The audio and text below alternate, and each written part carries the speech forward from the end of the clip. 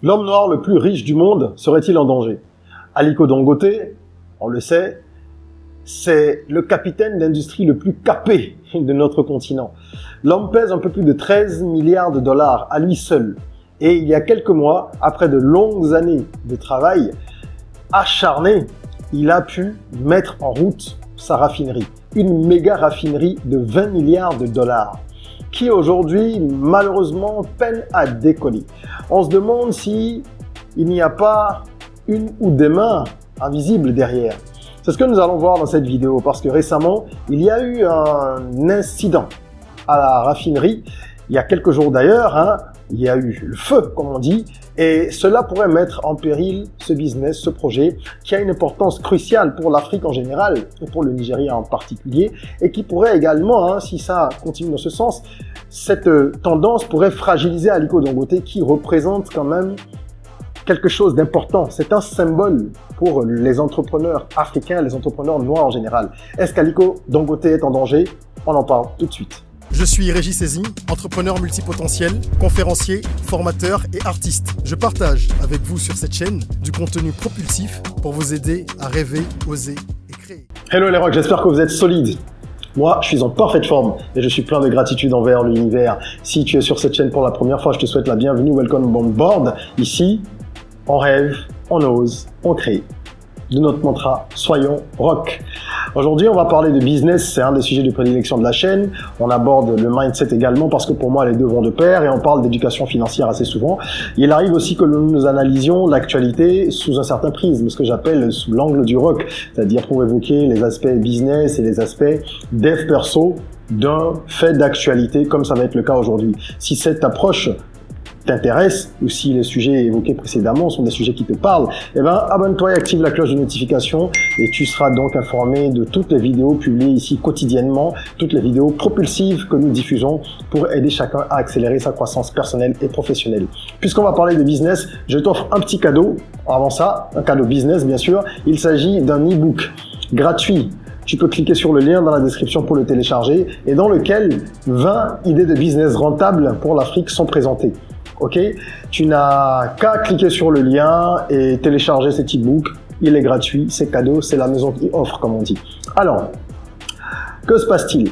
La raffinerie d'Aliko Dangote, il faut bien savoir que c'est l'investissement privé le plus gros du continent africain. 20 milliards de dollars. Si vous voulez, on essaie de calculer ensemble. Si on multiplie par 600, on est autour de 12 000 milliards, plus de 12 000 milliards de francs CFA. D'accord? Pour ceux qui veulent raisonner en francs CFA. C'est juste colossal. C'est un projet qui a mis des années à être lancé, qui a été beaucoup plus long que prévu, évidemment. Comme le dit la loi de Hofstadter dans la productivité, elle stipule que toute tâche met toujours plus de temps à être accomplie que le temps qu'on a prévu initialement. Et sur des projets de cette envergure, vous imaginez bien que c'est encore plus le cas. C'est en 2013 que cette raffinerie avait commencé à voir le jour, au moins conceptuellement, c'est-à-dire qu'elle a été annoncée en 2013 et on parlait à cette époque-là de 9 milliards de dollars environ. Finalement, la note a été beaucoup plus salée, plus du double, 20 milliards de dollars, en sachant que sur les derniers mois, en 2022, avant l'ouverture en 2023, Aliko Dangote a dû faire un prêt encore, alors que tout était plus ou moins bouclé, d'accord, un prêt de plusieurs centaines de millions de dollars. Et parmi les prêts qui ont été faits, il y en a qui ont été accordés à des taux assez élevés, du 12-13%, parce qu'il voulait finir cette raffinerie. C'est pour vous dire que c'est un projet qui lui tient à cœur. C'est pour ça que je présente les choses de cette manière, je précise tout ça. C'est quelqu'un qui a déjà une grosse assise dans de nombreuses industries, il est dans le sucre, il est dans le ciment, etc. Il pourrait vivre vraiment très bien sans cette raffinerie, enfin au-delà de très bien même, c'est un des hommes les plus riches quand même de cette planète, mais il veut impacter. D'où cette méga raffinerie qui est, s'il vous plaît, une des plus grandes raffineries au monde. Pas simplement en Afrique c'est la plus grande d'ailleurs. Ok? Et c'est dans ce contexte-là, après beaucoup de travail, de sacrifices, beaucoup de challenges relevés, que finalement la raffinerie a pu ouvrir et être lancée. En grande pompe, évidemment, tous les dignitaires politiques du Nigeria étaient présents, le président même, ce qui est tout à fait normal, c'est un projet XXXXL et ça a une importance stratégique. C'est pour ça qu'on doit se demander si ce qui s'est passé est du fait d'un sabotage ou si c'est un incident. Alors, que s'est-il passé? Il y a eu le feu à la raffinerie il y a quelques jours, d'accord? Et Aliko Dangote s'est retrouvé dans une situation où cet incendie aurait pu tout faire basculer. On nous dit qu'il n'y a rien de grave, mais on va creuser un petit peu quand même, vous allez voir. Il y a donc une partie de la raffinerie qui a pris feu, on ne sait pas comment ça s'est passé, et les patrons, notamment le vice-président du groupe, a expliqué que tout était sous contrôle. Mais, l'importance stratégique de cette infrastructure nous amène à réfléchir. Pourquoi est-ce que la raffinerie a une importance stratégique pour le Nigeria et pour l'Afrique? Pour le Nigeria, déjà parce que ça va permettre, c'est censé permettre de réduire la dépendance du Nigeria aux exportations de produits pétroliers. Le Nigeria a un énorme potentiel, d'accord? Il y a du pétrole, il y a beaucoup de choses qu'on peut faire. Il y a plusieurs raffineries nationales dans le pays, mais figurez-vous que la quasi-totalité sont à l'arrêt. Depuis des décennies, c'est toujours le même problème. Quand une raffinerie est ouverte par l'État, les raffineries publiques, en tout cas qui sont détenues par l'État en grande majorité, eh ben, elles fonctionnent un bon moment. Et puis après, il y a des problèmes. Si c'est pas au niveau de la maintenance des machines, ça va être au problème au niveau de la gestion. Il y a toujours des difficultés. Vous savez que le Nigeria, comme beaucoup de pays africains, est en proie à une corruption exponentielle. Il y a donc toujours des problèmes au niveau de toutes les raffineries nationales qui n'arrivent pas à subvenir aux besoins locaux, à la demande locale. C'est partant de ce constat que lui, il a voulu lancer ce projet pour réduire donc la dépendance de son pays, mais également créer des emplois, parce que ce sont des milliers d'emplois qui sont créés. Ça veut dire que cette raffinerie vient également stimuler l'économie. Et ça permet, au-delà du Nigeria, de pouvoir approvisionner aussi, à terme en tout cas dans les prévisions, c'est ce qui est dit, ce qui est envisagé, plusieurs pays africains. Il y a déjà des exportations qui ont commencé. Ok, mais à terme, c'est vraiment de fournir davantage. Donc, avoir une raffinerie de ce genre pour l'indépendance de l'Afrique, l'indépendance qu'on clame, la réelle indépendance par celle qui est sur papier et qu'on fait une fois par an, là. Non, la réelle indépendance industrielle de l'Afrique, eh ben, c'est un projet phare. C'est la tête de pont de tout un mouvement. Ça ne doit pas faire plaisir à beaucoup de personnes. Vous imaginez bien qu'il y a de nombreux intérêts qui sont mise en jeu et que les gens se sentent bousculés. Les gens ne sont pas forcément tous contents. Il y a ce qu'on appelle la mafia pétrolière, comme il y a des mafias dans tous les secteurs d'activité. Et donc, cette mafia pétrolière, ne serait pas très contente parce que la raffinerie a une capacité de production, avec ses installations en tout cas, de 650 000 barils jour. Vous imaginez, c'est énormissime. 650 000 barils jour, et c'est vraiment une des plus grandes raffineries au monde quand on parle de ce principe. Pour le moment, elle est très loin de pouvoir tourner à plein régime. Il y a des retards dans la production, il y a beaucoup de retards dans la production. Certains produits ont été mis en vente déjà, tels que, je pense qu'il y a l'essence, non, l'essence, ça n'a pas démarré. C'est le diesel et le carburéacteur, qui est en fait le kérosène et le carburéacteur, qui ont commencé en fait à être fournis. C'est-à-dire que là, ces produits sont transformés, ils sont prêts, ils commencent à être vendus. Mais en ce qui concerne l'essence, justement, la production qui devait commencer, je crois, en juin dernier, a été décalée encore à mi-juillet. Et là, avec ce qui s'est passé, c'est pas évident qu'ils tiennent les délais, on verra bien. Bref, il y a de grosses difficultés au niveau de ce projet. Il y a beaucoup de gens mécontents et la raffinerie n'arrive pas à tourner à plein régime. Pourquoi? Elle n'arrive pas à avancer parce que le NNPC, qui est donc la compagnie nationale en charge de tout ce qui est question pétrolière, n'arrive pas à mettre à disposition, à livrer les 300 000 barils de brut qu'elle est censée livrer à la raffinerie de Dangote dans le cadre de leur partenariat. Puisque cette raffinerie, celle de Dangote, a besoin du brut pour faire des transformations et pouvoir mettre au point différents types de produits pétroliers. Donc, la Société pétrolière nationale ne parvient pas à respecter son engagement, ce qui oblige le groupe Dangote à acheter du brut à l'étranger. Et c'est là que les problèmes commencent. Ils se sont rendus compte que les multinationales ne voulaient pas leur vendre le brut à un prix intéressant, et qu'elles augmentaient le prix lorsque le besoin se faisait sentir et que le groupe d'un côté demandait justement X barils. Donc ça oblige le groupe à réduire sa production parce qu'ils sont obligés d'acheter les barils de brut beaucoup plus chers, de les importer. Vous imaginez tout ce que ça peut entraîner. Il y a d'autres problèmes. Le diesel est importé à un prix qui casse la concurrence. C'est-à-dire que le groupe Dangote accuse le gouvernement nigérian de laisser rentrer des produits du diesel de mauvaise qualité sur le territoire parce que c'est à prix plus intéressant et qu'il y a certainement des deals derrière. Et donc, ils ne sont pas compétitifs, ils sont obligés d'exporter une partie de leur production au niveau du groupe Dangote. Donc, c'est vraiment la tourmente et ce sont des situations qu'ils gèrent depuis un moment. Et pour couronner le tout, il y a eu cet incendie, donc il y a quelques jours, incendie qui s'est déclaré donc dans la station de traitement des effluents, d'accord, de la raffinerie. Moi, je savais pas ce que c'était qu'un effluent, donc j'ai cherché. Et puis, il se fait en fait que, globalement, ce sont des eaux usées. Mais les effluents industriels, on dit qu'ils sont composés d'eau usée, chargés de diverses matières polluantes, aux propriétés uniques et aux réactions particulières avec l'environnement. Donc, il y a des stations de traitement pour les effluents dans toutes les raffineries au monde.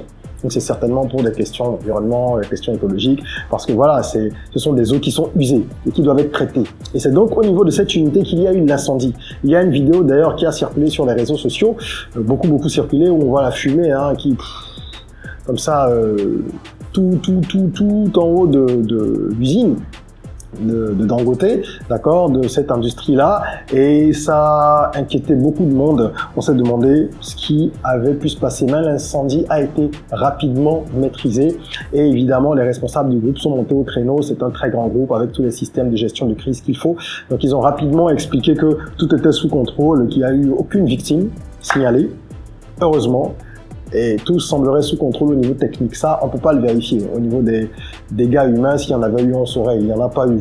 Mais au niveau technique, le groupe ne peut communiquer que ce qu'il a envie de communiquer. C'est normal. Parce que c'est vraiment une passe sensible pour le groupe. Pour eux, déjà au niveau de la notoriété, c'est un coup dur. Parce que ça peut fragiliser la confiance qu'il y a entre le groupe Dangote et certains de ses partenaires, notamment ses clients. Les gens peuvent commencer à se demander est-ce que les installations sont aux normes, nanana, et il peut y avoir une vraie campagne de sabotage médiatique qui s'en suivrait. Ça, c'est un risque essentiel. Je vois pas beaucoup de gens parler de ce risque-là quand je vois le sujet traité un peu partout, et je pense quand même que c'est un des plus gros risques. Bien sûr, parce que s'il y a une grosse campagne qui est enclenchée pour nuire au groupe, à son image, ça va faire mal. Évidemment, ils vont riposter, mais si votre attention est mobilisée sur la gestion de crise, ça vous empêche de vous concentrer sur les questions de développement stratégique. C'est une technique qui est bien connue dans tout ce qui est espionnage industriel, concurrence, loyale, déloyale, tout ce que vous voulez à tous les niveaux. Et l'impact, comme je vous l'ai dit, donc, il peut se venir de cet aspect, mais on nous assure que la production continue, qu'il n'y a pas de risque. On verra bien dans les prochaines semaines ce qu'il en est. Les défis que la raffinerie rencontre sont nombreux. Il y a des suspicions de sabotage et le vice-président du groupe n'a pas hésité à le dire publiquement. Il dit qu'il semblerait que la mafia pétrolière, s'il utilise le conditionnel devant les médias, c'est une manière de dire que c'est clairement ça, que la mafia pétrolière, très en colère contre cette initiative du groupe Dangote, tenterait donc de saboter par tous les moyens l'initiative. D'où le pétrole brut peut-être qui n'est pas mis à disposition suffisamment par la compagnie nationale, d'où les prix prohibitifs qui sont pratiqués par les multinationales lorsqu'elles sont contactées par le groupe Dangote pour des achats, d'où ceci, d'où cela, le diesel qui est importé, enfin qu'on laisse rentrer un diesel de mauvaise qualité à petit prix sur le marché alors qu'il y a des accords normalement avec le gouvernement par rapport à cette raffinerie. Bref, il y a de nombreux éléments qui laissent penser qu'il y a vraiment un sabotage derrière tout ça. Maintenant, est-ce que c'est ce sabotage qui a conduit à un incendie qui aurait été provoqué? Ça, personne ne le sait. Il y aura une enquête très certainement, mais même l'enquête, les conclusions ne seront pas forcément les conclusions officielles, parce qu'à ces niveaux-là, parfois, on a plus intérêt soi-même à cacher la cause réelle pour protéger l'image de l'entreprise et protéger donc ses acquis qu'à révéler ce qui en est véritablement. Il y a au niveau des importations, je vous ai dit, toutes ces difficultés-là que le groupe rencontre, et le Nigeria, malgré son gros potentiel pétrolier, ne parvient pas à être indépendant. Le groupe Dangote veut essayer d'amener le pays sur cette voie. Est-ce qu'on va laisser le groupe Dangote faire? Ce n'est pas évident. Ils sont dans une certaine tourmente et je ne sais pas ce que ça va donner dans les mois à venir. Alors tout ça, ça met la fortune d'Aliko Dangote en danger également. Bien sûr, parce que il a investi beaucoup de cash. Son groupe a mis beaucoup d'argent, ils ont fait des prêts. Il y a également de très grosses sociétés qui sont impliquées dans le capital, ok, et qui ont donc mis de l'argent en equity, mais il y a de la dette et ça peut affecter l'homme aussi. C'est son projet phare aujourd'hui. C'est véritablement le porte-étendard du groupe Dangote. Et ça, c'est un projet qui le propulse au devant de la scène. Je crois que Dangote est arrivé à un âge où il s'est dit, il faut que je mette le plus gros projet de ma vie en place. J'ai tout sécurisé, j'ai déjà battu de nombreux records, je suis rentré dans l'histoire. C'est une évidence. Il a bataillé pour mettre ce projet en place, mais il a fait beaucoup de mécontents. Un homme d'affaires à ce stade ne doit pas avoir peur. Si c'était à refaire, même si cette initiative se soldait par un échec, si c'était à refaire, il le referait. Mais j'espère que ça ne se soldera pas par un échec. Seulement, les prévisions vont mettre beaucoup plus de temps à être atteintes que ce qui était envisagé par le groupe à cause de tous ces sabotages. Des hommes d'affaires jaloux, autour de lui, évidemment, il doit y en avoir plein. D'accord? Même s'il tient la tête du peloton des milliardaires africains depuis longtemps, justement, il doit avoir beaucoup d'adversité à son endroit. Donc, les sabotages internes, il doit y en avoir beaucoup. Au sein de son propre groupe aussi, vous avez toujours des pions, des chevaux de Troie, etc. Est-ce que tous les barons qui se sont engraissés dans le secteur pétrolier au Nigeria depuis des décennies, au niveau du NNPC justement, on sait que c'est un des bastions de la corruption même au Nigeria. Est-ce que tous ces barons sont contents? Non, parce que les subventions et tous les mécanismes de financement qui étaient mis en place pour soi-disant soutenir l'industrie nationale, hein, tout ça, évidemment, c'est un petit peu touché parce que la raffinerie, si elle parvient à fournir les gens dans le pays, il y a beaucoup de deals qui ne sont plus possibles. Donc il y a beaucoup de personnes qui sont impactées par ce projet et ce sont des personnes qui ne pensent qu'à elles, qui ne sont pas dans une dynamique de construction du continent, du pays. C'est pour ça que ces gens vont tenter probablement de saboter l'initiative, sans parler des multinationales occidentales qui n'ont pas intérêt à ce qu'une société, un groupe, aussi puissant soit-il, hein, les concurrences sur un marché pareil. Parce qu'aujourd'hui, Dangote, il est au Nigeria avec ça. Les extensions, on sait bien comment ils se déploient rapidement. Hein. On a vu dans le ciment comment est-ce qu'il s'est déployé sur tout le continent aujourd'hui.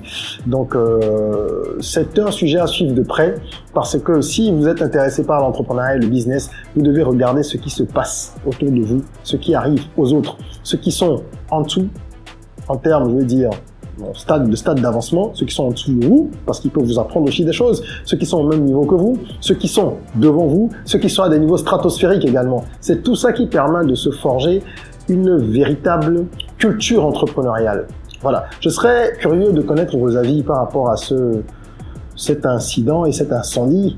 Est-ce que vous pensez que c'est un incident ou c'est un sabotage ou un accident? Quel est votre avis? Qu'est-ce que vous pensez que le groupe Dangote pourrait faire face à toute cette turbulence qu'il traverse? En commentaire, parlons-en ensemble. Ça permettra justement que nous puissions faire travailler nos neurones et échanger des idées. C'est ainsi que la communauté va grandir et que nous nous enrichirons les uns des autres. J'espère que cette vidéo vous a plu. Si c'est le cas, mettez un petit like, partagez-la. Ça permettra de pouvoir exposer la vidéo à plus de monde et donc d'attirer plus de monde dans notre communauté. D'accord? Nous sommes les bâtisseurs d'une Afrique nouvelle et abonnez-vous aussi. En attendant qu'on se retrouve pour une nouvelle vidéo, n'oubliez pas, prenez soin de vous, de votre corps, mais aussi surtout de votre mind. Rêvons, osons, créons, soyons rock.